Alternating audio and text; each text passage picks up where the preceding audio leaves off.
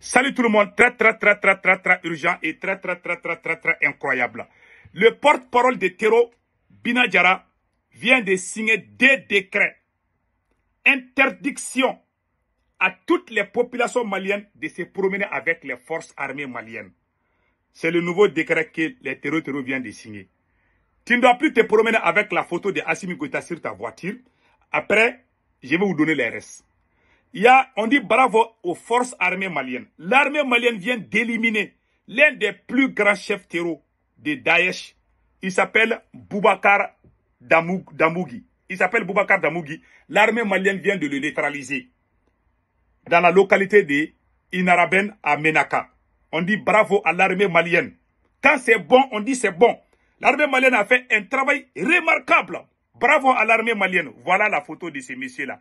L'armée malienne vient de l'envoyer opération et repos éternel. Bravo à l'armée malienne. Voici les 2 messages qu'on a aujourd'hui. Le 3e message, honorable Abouakar Sirgi Famba du CNT vient d'annoncer la mort de ce porte-parole du terreau qui s'appelle Bina Diarra. Il dit que Bina Diarra est mort. Et Bina Diarra est sorti encore. Quand il dit que Bina Diarra est mort, il est sorti parler encore. Après, on va vous montrer que les manipulations ne peuvent pas construire une nation. Moi, je suis contre les terreaux. Je soutiens l'armée malienne. Je soutiens l'AES. Mon seul problème, Assimi doit dégager, c'est tout. Parce qu'il ne peut pas. C'est tout. Voilà. Maintenant, je vais vous laisser le message de Bina Diarra qui dit ça en bambara et on va essayer de traduire en français. Et après, on va parler. Voici ce que Bina Diarra vient de dire. Écoutons. Voilà, écoutons.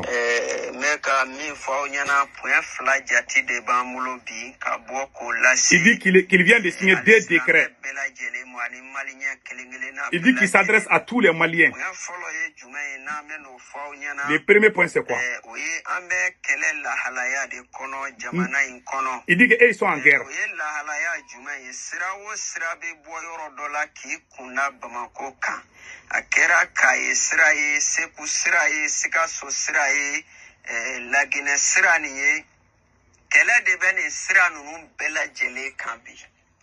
Il dit qu'il s'adresse à la population malienne. Toutes les routes qui mènent à Bamako et dans toutes les frontières, frontière Mali-Guinée, frontière Mali-Côte d'Ivoire, frontière Mali-Sénégal, Mauritanie, si les terreaux vous voient, il ne faut pas fuir. Ils ne vont pas vous tuer. Ils vont juste voir si vous n'êtes pas en train de les combattre. Ils vont vous checker et puis ils vont vous laisser pas. Et il dit que ils vont pas, mais ils sont contre l'armée malienne. C'est ce qu'il est en train de dire. Écoutons le reste.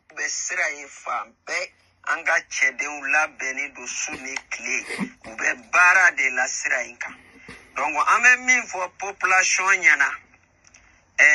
point population taïme kuma ni wala ebeta kuma sigidama saba de sora kono sigidama folo ye jumaye namo nyafo population nyana na wuli la obeta siraka akana nyaga mi fama uchela. Il dit qu'il dit à la population, pardon, si vous vous promenez, vous voyagez, il demande à toute la population malienne de ne jamais voyager avec les forces armées maliennes. Parce que quand ils voient l'armée, ils vont tirer sur l'armée. Ils ne veulent pas faire du mal à la population civile. Et ils sont là contre l'armée. Écoutons.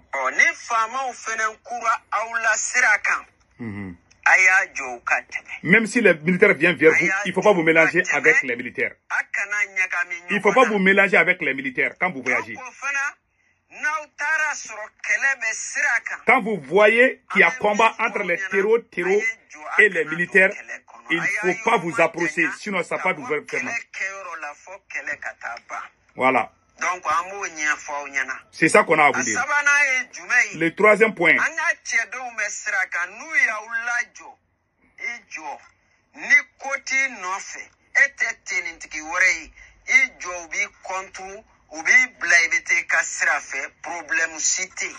Voilà.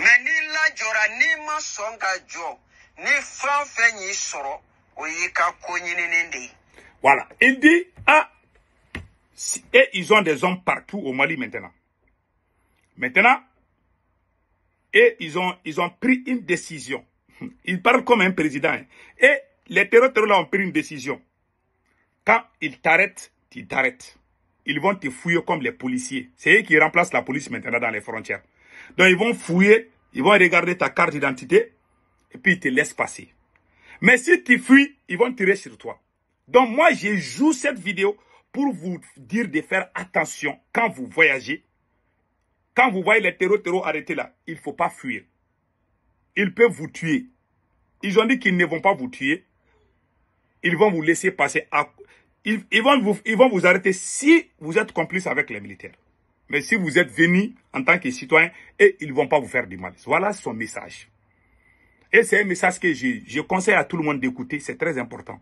Je ne soutiens pas les terreaux, non. Mais je ne veux pas que les gens meurent inutilement. Donc quand ils vous arrêtent, arrêtez-vous. Ils vont vous fouiller, ils vont vous laisser partir.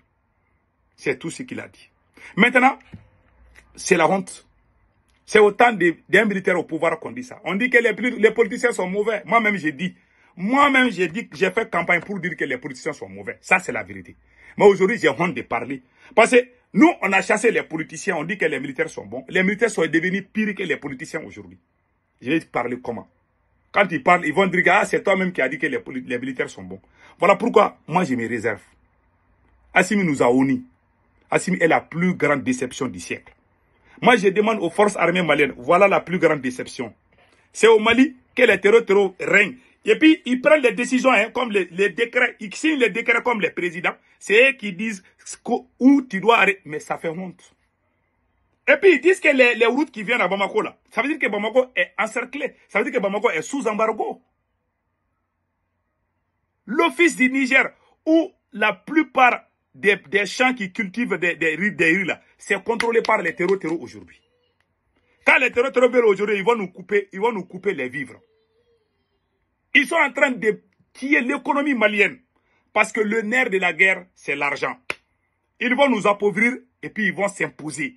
Voilà la stratégie des terreaux. Pendant ce temps, Assimi Goïta est en train de déclarer la guerre aux citoyens maliens aussi. Voilà un voyou au pouvoir qui n'a même pas de tête pour réfléchir.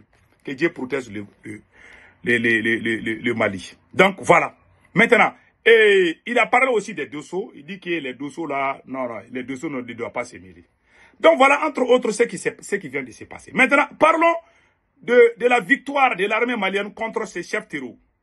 Ce chef terreau que vous voyez, il s'appelle Aboubakar. Il a été neutralisé. Comment il a été neutralisé?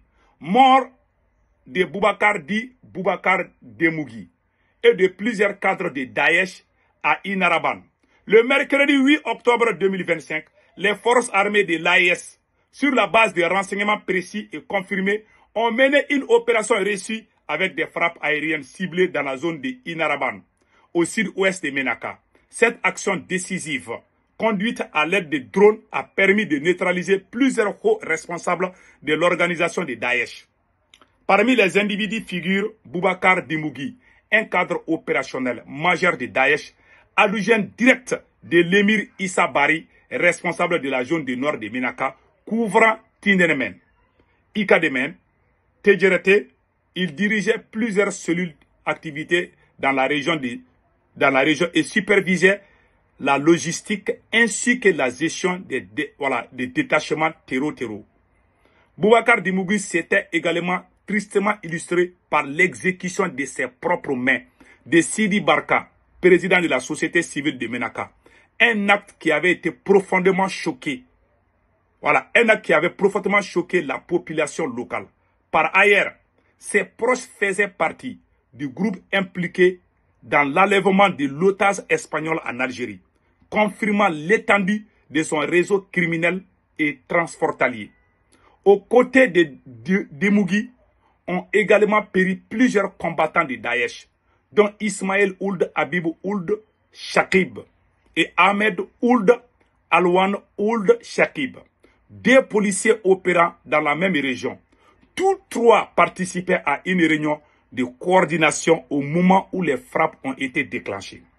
Ces individus étaient impliqués dans les enlèvements d'otages étrangers, notamment une ressortissante suisse et une autrichienne enlevées à Agadez, au Niger, et détenues dans la région de Ménaka. Boubacar Demougui assurait personnellement la supervision de leur garde, de leur approvisionnement et de leur santé. Connu pour sa brutalité et sa mobilité, Dimougi avait participé à plusieurs attaques d'envergure, dont l'attaque du poste de l'Abezanga en décembre 2023, celle du camp d'Indeleman en 2019, où il apparaît dans la vidéo de revendication de Daesh, l'embuscade de Tongo Niger en 2017 qui avait coûté la vie à des forces spéciales américaines et nigériennes, et les massacres de masse de plusieurs civils dans la région de Menaka et Gao en 2022. La neutralisation de ces chefs terroristes représente un coup dur porté à la structure dans la région de Menaka, déjà considérablement affaiblie par les récentes opérations des forces armées de l'AES. Vidéo de Boubacar Abourgui à Indeleman en 2019. Il y a une vidéo où il apparaît. Je vais vous montrer cette vidéo là aussi. J'ai ça là ici. Donc, c'est un grand bandit, vraiment, un grand bandit qui vient de disparaître. Donc, on dit bravo. Voilà sa photo ici. Voilà, c'est la vidéo de ce monsieur-là. Une vidéo de propagande. Voilà, c'est lui. On dit bravo à l'armée malienne.